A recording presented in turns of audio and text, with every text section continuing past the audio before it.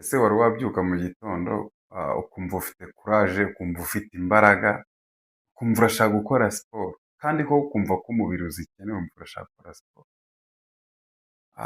Ibyo bigahita bituma ufata umwanzuro wo gukora siporo nyine ukavuga uti ngiye gukora siporo, ngiye gushyira umubiri ku murongo.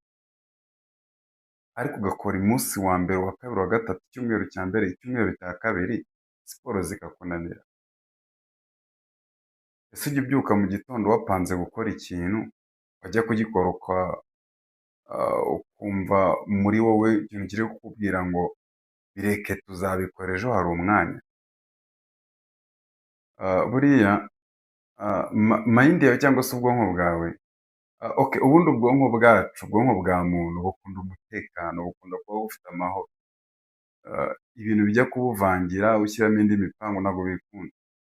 Bisaba kuba warubatse mayindi seti, kuba warubatse ubwonko bwawe icyo bita consistency.